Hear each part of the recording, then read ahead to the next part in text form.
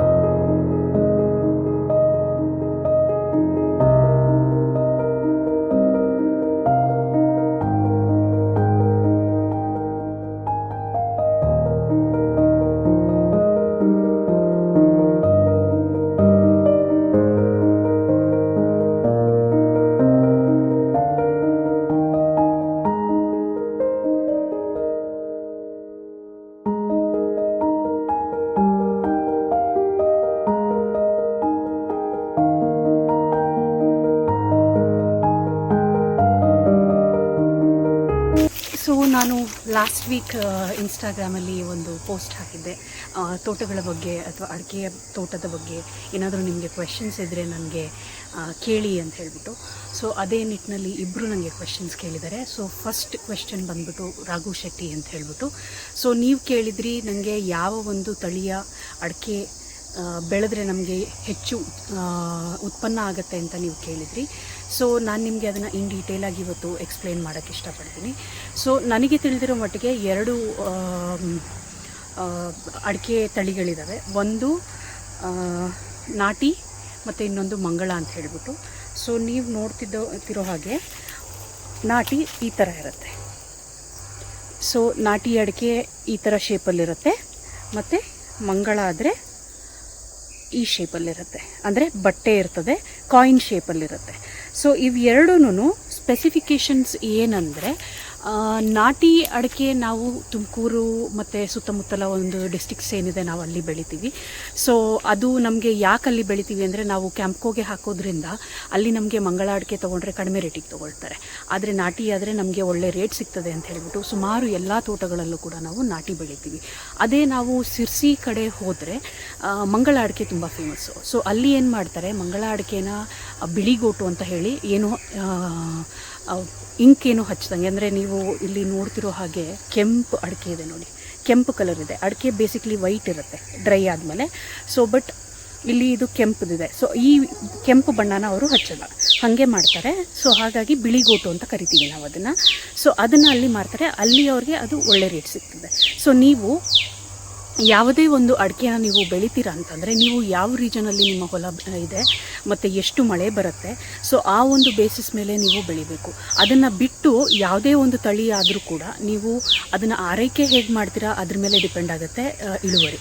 So ಯಾವಾಗ್ಲೂ ಅಡಿಕೆ ಬೆಳೆಗಾರರಿಗೆ ಜಾಸ್ತಿ ನೀರು ಬೇಕಾಗಿಲ್ಲ, ಅಂದರೆ ಒಂದು ಮೀಡಿಯಮ್ ಟೈಪಾಗಿ ನೀರು ಬೇಕು. ನಿಮ್ಮ ಹೆಸರು ರಾಘು ಶೆಟ್ಟಿ ಆಗಿರೋದ್ರಿಂದ I think you are from ಇದರ್ ಉಡುಪಿ, ಮಂಗಳೂರು ಅಥವಾ ಒಂದು ಕರಾವಳಿ ಭಾಗದವರು ಅಂತ ನಾನು ಅಂದ್ಕೊಂಡಿದ್ದೀನಿ. ಸೊ ನಿಮ್ಮ ಕಡೆ ಮಳೆ ಜಾಸ್ತಿ ಇರೋದ್ರಿಂದ ಮತ್ತು ನಿಮ್ಮ ಕಡೆ ಮಂಗಳ ಅಡಿಕೆ ತುಂಬ ಚೆನ್ನಾಗಿ ಬೆಳೆಯುತ್ತೆ.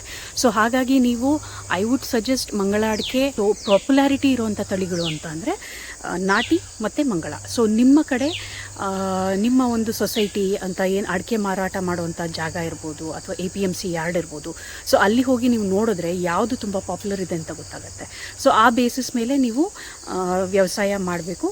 ಮತ್ತು ಆ ವ್ಯವಸಾಯನ ಆದಷ್ಟು ಒಂದು ಕಂಟ್ರೋಲ್ಡ್ ಎನ್ವಿರಾನ್ಮೆಂಟಲ್ಲಿ ನೀವು ಅದನ್ನು ಬೆಳಿಬೇಕು. ಅಫ್ಕೋರ್ಸ್ ಮಳೆ ನಾವು ಕಂಟ್ರೋಲ್ ಮಾಡಲಿಕ್ಕೆ ಆಗೋದಿಲ್ಲ, ಬಟ್ ದೆರ್ ಆರ್ ಕೆಲವೊಂದು ಏನು ಹೇಳ್ತಾರೆ, ಒಂದು ಮೆಥಡಾಲಜೀಸ್ ಇದ್ದಾವೆ ಅದನ್ನು ನೀರನ್ನು ಕಡಿಮೆ ಮಾಡಲಿಕ್ಕೆ.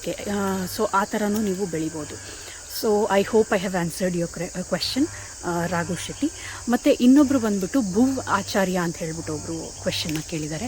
ಸೊ ಕಾಫಿ ಮತ್ತು ಅಡಿಕೆ ತೋಟ ಎಲ್ಲಿ ಬೆಳಿಬೇಕು ಮತ್ತು ಎಷ್ಟು ಎಕರೆಯಲ್ಲಿ ಬೆಳೆದ್ರೆ ನನಗೆ 1 ಲಕ್ಷ ತಿಂಗಳಿಗೆ ಆದಾಯ ಬರುತ್ತೆ ಅಂತ ಕೇಳಿದ್ದಾರೆ. ಸೊ ಈ ಒಂದು ಪ್ರಶ್ನೆಗೆ ನನ್ನ ಒಂದು ಪರ್ಸ್ನಲ್ ಎಕ್ಸ್ಪೀರಿಯನ್ಸ್ ಮೂಲಕ ನಾನು ಹೇಳ್ತಾ ಇದ್ದೀನಿ. ನಮ್ಮ ಕಡೆ ನಾವು ಕಾಫಿ ಬೆಳೆಯೋದಿಲ್ಲ. ಸೊ ಕಾಫಿ ಏನಿದ್ರು ನಿಮಗೆ ಚಿಕ್ಕಮಗಳೂರು ಮತ್ತು ಕೂರ್ಗಲ್ಲಿ ಸಿಕ್ಕತ್ತೆ. ಸೊ ನೀವು ಕಾಫಿ ಬೆಳೆದಾಗ ಅಡಿಕೆ ನಿಮಗೆ ಸೆಕೆಂಡ್ರಿ ಕ್ರಾಪ್ ಆಗುತ್ತೆ, ಪ್ರೈಮರಿ ಕ್ರಾಪ್ ಆಗಲ್ಲ. ಸಿರ್ಸಿಲಿ ಅಡಿಕೆ ಪ್ರೈಮರಿ ಕ್ರಾಪ್, ಸಿರಾ ಅಥವಾ ತುಮಕೂರು ಸುತ್ತಮುತ್ತ ಏನೇನಿದೆ ಅದೆಲ್ಲ ಪ್ರೈಮರಿ ಕ್ರಾಪ್ ಆಗುತ್ತೆ ನಮಗೆ. ಇಲ್ಲಿ ನಾವು ಅಡಿಕೆ ಪ್ರೈಮರಿ ಕ್ರಾಪ್ ಮಾಡಿಕೊಂಡು ತೆಂಗನ್ನು ನಾವು ಸೆಕೆಂಡ್ರಿ ಕ್ರಾಪ್ ಮಾಡ್ಕೊಳ್ತೀವಿ. ಒಂದು ಇಲ್ಲ ತೆಂಗನ್ನ ಮೇನ್ ಕ್ರಾಪ್ ಮಾಡಿಕೊಂಡು ಮತ್ತೊಂದೇನಾದರೂ ಸೆಕೆಂಡ್ರಿ ಕ್ರಾಪ್ ನಾವು ಬೆಳ್ಕೊತೀವಿ. ಸಿರ್ಸಿಲಿ ಅಡಿಕೆನೇ ಒಂದು ಮೇನ್ ಕ್ರಾಪು, ಸೆಕೆಂಡ್ರಿ ಕ್ರಾಪ್ ಆಗಿ ಏಲಕ್ಕಿ ಅಥವಾ ಕಾಳು ಮೆಣಸನ್ನು ನಾವು ಬೆಳಿತೀವಿ. ಆದರೆ ಕಾಫಿ ಮತ್ತು ನೀವು ಅಡಿಕೆನ ನೀವು ಬೆಳಿತೀರಾ ಅನ್ನೋದಾದರೆ ಕಾಫಿ ಮೇನ್ ಪ್ಲಾಂಟೇಶನ್ ಆಗಿರುತ್ತೆ, ಅಡಿಕೆ ಬಂದ್ಬಿಟ್ಟು ಸೈಡ್ ಕ್ರಾಪ್, ಸೆಕೆಂಡ್ ಕ್ರಾಪ್ ಥರ ಆಗಿರುತ್ತೆ. ಸೊ ಅಲ್ಲಿ ನಿಮಗೆ 1 ಎಕರೆಯಲ್ಲಿ ಸರಿಸುಮಾರು 600 ಅಡಿಕೆ ಗಿಡಗಳನ್ನ ನೆಡ್ಬೋದು. ಮತ್ತು ಅದರ ಮಧ್ಯದಲ್ಲಿ ಒಂದು 500ರಿಂದ 600 ಕಾಫಿ ಗಿಡಗಳನ್ನೂ ಕೂಡ ನೀವು ಬೆಳಿಬೋದು. ಆಲ್ಟರ್ನೇಟಿವ್ಲಿ ಒಂದೊಂದು ಸಾಲನ್ನ ಮಾಡಿಕೊಂಡು ನೀವು ಬೆಳಿಬೋದು. ಸೊ ನೀವು 1 ಎಕರೆಗೆ 600 ಗಿಡ ಬೆಳೆದಿದ್ದೀರಾ ಅಂದರೆ ನೀವು ಅದನ್ನು ಹೇಗೆ ಫಲವತ್ತು ಮಾಡ್ತೀರಾ ಆ ಬೇಸಿಸ್ ಮೇಲೆ ನಿಮಗೆ 18ರಿಂದ 20 ಕ್ವಿಂಟಲ್ ಅಡಿಕೆ ಬೆಳಿಬೋದು. ಸೊ 1 ಕ್ವಿಂಟಲ್ಗೆ ಇವತ್ತು 56,000 ಇದೆ. ಸೊ ಇನ್ನೂ ಮೇಲೆ ಹೋಗುವಂಥ ಚಾನ್ಸಸ್ ಇದೆ. ಸೊ ಹಾಗಾಗಿ ಒಂದು 9ರಿಂದ 10 ಲಕ್ಷ ನಿಮಗೆ ವರ್ಷದಲ್ಲಿ ಇಳುವರಿ ಬರುತ್ತೆ. ಅದನ್ನು ಬಿಟ್ಟು ನೀವು ಕಾಫಿ ಬೆಳೆಯೋದ್ರಿಂದ ಕಾಫಿದು ಅದರದೇ ಆದ ರೇಟ್ ಇದೆ. ಸೊ ಆ ಬೇಸಿಸ್ ಮೇಲೆ ನಿಮಗೆ ಐ ಥಿಂಕ್ 1 ಏಕರಲ್ಲಿ ನೀವು 1 ಲಕ್ಷ ಪರ್ ಮಂತ್ ನೀವು ಬೆಳಿಬೋದು. I hope I have answered the question as well, Bhu Acharya. So thank you for the questions. ಮತ್ತೇನಾದರೂ ನಿಮಗೆ ಕ್ಲಾರಿಟಿ ಇದ್ದರೆ ದಯವಿಟ್ಟು ಕಾಮೆಂಟ್ ಮಾಡಿ, ನಾನು ನಿಮಗೆ ಮತ್ತೆ ಉತ್ತರಿಸ್ತೀನಿ. Thank you so much.